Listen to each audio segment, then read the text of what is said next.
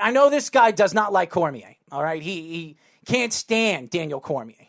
And I want to know your guys' opinion, one by one. Kai, you can go first. Mike, you second. Chris, you third. And because I'm going to argue this because me and him have gone at it a couple of times. Now, he knows that Cormier is a great wrestler. And we've argued that he's one of the best wrestlers we've seen in the UFC. It's not much of an argument. No, but you don't like him as a fighter. You think he's a boring fighter and he's obnoxious, right? Am I right?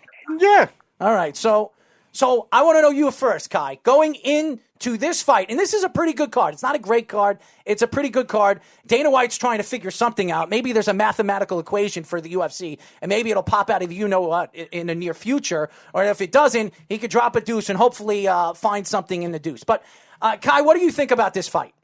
I'm sorry. I'm Team Stipe. I think there was a fluke that he happened to get knocked out in the very first fight of him. I was very surprised at that. I think he had some bad issues and some layovers from his last fight. So I think I gave him one of those weak jaws for that fight. But I think what happened in that second fight is going to happen in the third fight. I think he's bigger. I think he's stronger. I think he's more skilled. I think he has enough wrestling to negate Daniel Cormier's wrestling. And I think he's going to put him down again. I would say round 3 would be my opinion. I think that would be enough to take the gas out of Daniel Cormier and put him down. I'm sorry. I think Daniel has great wrestling skills, but unfortunately, I think he's overly hyped. I think John Jones exposed him numerous times, and I think Stipe is going to do the same. Mike, what about you, man? Come on, Team Cormier, man. Come on, Team Cormier.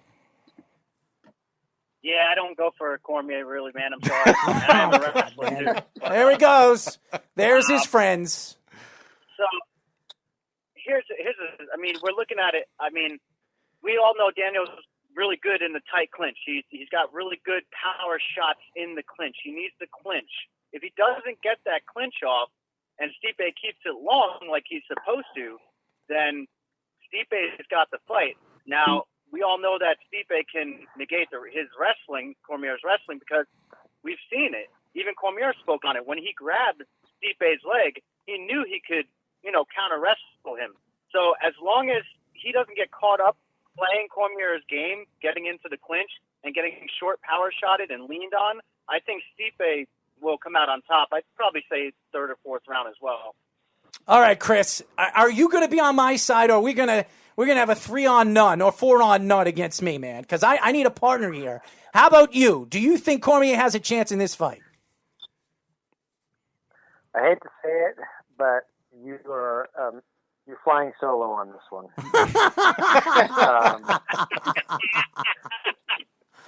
Oh, man. Stipe, honestly, I think if Stipe plays his game, which is, keeping what Mike said, keeping everything at a distance, keeping Cormier at the end of his punches, almost playing like the old school Chuck Liddell, where he would keep guys at the end of his punches, and anytime he would get taken down, he'd pop right back up.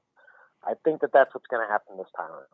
I don't foresee Cormier winning this time because he does need that clinch, and he is a lot shorter than Stipe, and his arm length is a lot shorter too. So it's going to be a hard time to get inside on him.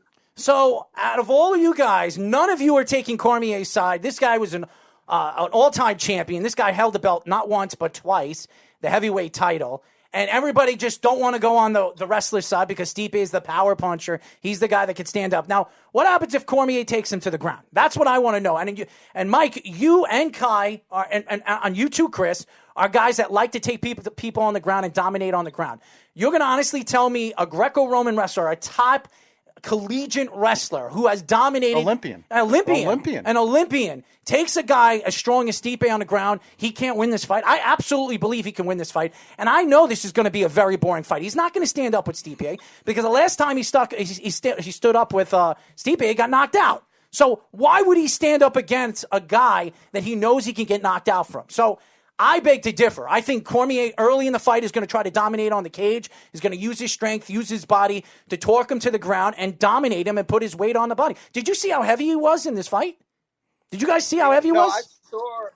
I saw Cormier in the second fight when they went against each other. Cormier did clinch up quite a few times and did hit him in that same exact fashion, and it just nothing happened.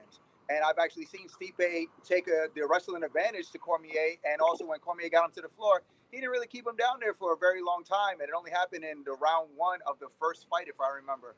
And it didn't. We haven't seen it since. No, so that's pretty much almost like. So I'm going to sit here, and this guy's smirking over here because he knows. I want to know your opinion. What do you think is going to happen, Anthony? Because going back and forth, and we've argued this point. I'm not a Daniel Cormier fan, by the way. I am not a Daniel Cormier fan, but I think he's going to win this fight. And matter of fact, I think he could win this fight pretty early. I think he's going to take him down, and he's going to ground and pound him, and eventually try to tap him out or do whatever he can to stop Stipe. Stipe hasn't been in an octagon in a very long time.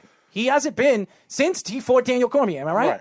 So this is a guy that hasn't stepped in, and you're going to say, well, Daniel Cormier trains right now. Stipe right now, with all the firefighting and everything like that, the guy just started getting back into the gym, 2-3 months ago? This guy has not been training. Daniel Cormier has been training. He trains out with Khabib. He trains out in San Jose. So there is a little bit of understanding of what this guy can do and how he does it.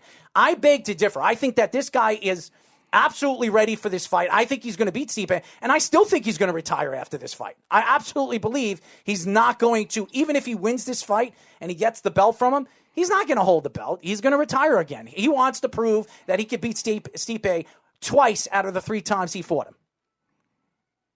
Yeah, no. I think once somebody starts talking about retirement, then it's time for them to hang it up. I don't think you're mentally in there. I don't think you're physically putting in your all. I just think you're just not all in there. And he's been talking about retirement, not just before this fight. He's been talking about retirement for quite some time. And I say it would probably be longer than a year. Once you are burnt out and you start thinking about this is no longer for you, then it's no longer for you. Even Dana White says it himself. Once you start thinking about retiring, it's time to retire. Well, okay, Anthony, it's your turn. It's your turn. What do you think turn? is it? Yes. I'm allowed to talk to you? Yes, you're allowed to talk. And by the way, I got your 3 buddies over here. So if you say anything crazy, you know what's really funny is you categorize. They're your buddies. You categorize this as my. It's tag team. Buddies. Yes, your Panda team. Okay. This is Survivor Series. I'm just by myself here. But here's the thing: if you said something that they would agree with, they'd agree with you. Wait a second. First of all, if I didn't say anything that has some kind of understanding or thought to what I was saying, then I don't know what I'm saying. This is what's beautiful, ladies well, and let's hear this. Okay? Let's hear this. This is what I always wanted. This is a coach's show. There's things that coaches understand in a mindset that Joe Public doesn't. Oh, so that's what you call me now. I'm Joe Public. Whatever. Pick a name. You hear this, guys? You see what I get? Have fun. This is what you guys do. I'm Joe Public. There's a mentality that people have to understand, which we all have to, and this is the one thing that I'll bring up that Kai started going into. What Stipe has now over Cormier is he has Cormier doubting himself. When you put doubt in someone's head, it's different than fear. What happened with John Jones? He's got his number. What happened with Cormier going into the rematch? What Stipe went over that. I let you talk. Like for the last 15 minutes. Get out of here. I'm the host. I'm supposed to talk. Okay. So you can give me 2 minutes. With that being said, now there's that doubt in his head because what happened? And this is the worst kind of doubt of all things. The first 3 rounds, Stipe was losing. And what happened? Stipe just flipped it with those body shots. And what seemed like the miracle just automatically happened, and it ended up with what, like, pretty much all of Cormier's failures do, him crying.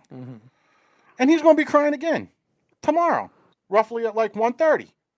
And then it's going to be like, oh, are you giving up, and he's retiring, and this and that, and boo-boo, you know, and all that shit comes down his face and stuff. Yeah, it's over. It's over.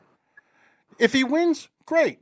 No problem. Oh, what's going to end up happening? If he wins, I'm giving a massive text out to all of you guys. I'm getting all your numbers, and I'm going to tell you guys I told you so. Once again, we're all coaches. We are used to ignoring text Joe messages. Public. I'm Mr. Joe Public. So I just ignored Chris's text. I'll ignore yours too.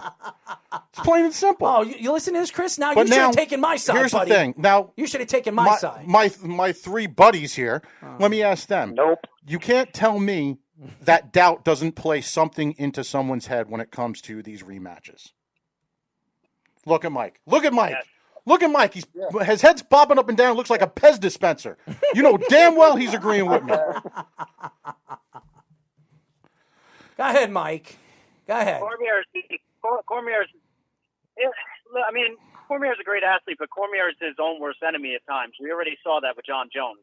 You know, he's going to beat himself up. He's going to say he has the heart to do this and do that, which, don't get me wrong, he does. You know, he's an athlete. Anybody can get knocked out with 4-ounce gloves. But doubt kills everything. And to me, I just, again, if he doesn't close that distance and get in that clinch range and get some power shots off or lay some weight on Stipe, I don't see it ending too well for him again. How would you? Oh, what is that? Oh, I like that sound right there. It's a little scary over here. Okay, Sean O'Malley versus Marlon Vera. Now, you know, we're really talking about this. Yeah, absolutely. Sean O'Malley, obviously, some people believe is the heavy favorite. You need to bet fight. $2,000 on O'Malley in Vegas to win 100. That's how bad this fight matchup is. A lot of people are betting on Sean O'Malley, and obviously he's the big-time favorite. This is the undefeated fighter. Everybody speaks about his power that he is unleashing on every single fighter he's been fighting since he's come back from 2-year deciding not to fight. Hiatus. What? Hiatus. Whatever. I want to know your opinion right now, Chris, on this fight. I do believe Sean O'Malley has the power to knock out Vera, but Vera is a guy that's a guy that could take you take you to the ground. He could also stand up for you, stand up with you. He's not a scared little baby who's going to sit there and not take a punch. So, what do you guys think? Chris, you first. Who do you think has this fight and why? And then we're going to get into some of the rules. I think O'Malley's going to win this one. He's a little bit more well-rounded. But he does have a ground game. So if he does go to the ground, he can work off his back. But if it is standing, same thing. He's been showing lately that he does have a lot of power in his hands. But, everybody has that knockout power until they get knocked out. So it just takes one punch for somebody to get clipped. And, I think that, it could go either way for this one. But I'm leaning more towards Sean. Kai, let's hear it. Let's hear Mr. Gratitude over there. You're a Team Gratitude, Kai. You've known me Team Panda. I'm the same exact way. I'm going to go with Sean also, too, for the fact that I think he's hot right now.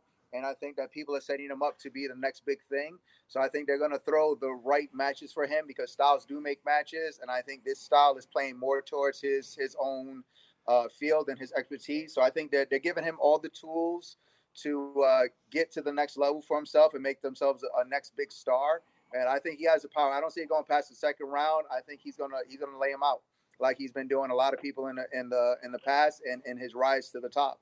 So I don't see this going very far. And I think he has some underrated ground game.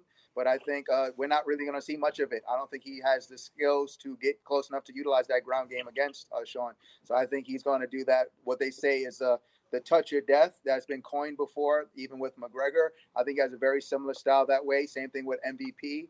And I think he's going to touch him. And I think lights are going to go out. I like O'Malley as he's a good fighter, man. It isn't even about like his power sometimes. It's his timing. Do you see how that kid moves? Like, cuts angles, almost like Lomachenko, Right. Almost very, very much so. Like, the way he turns his angles, he cuts it, gets good power off his timing.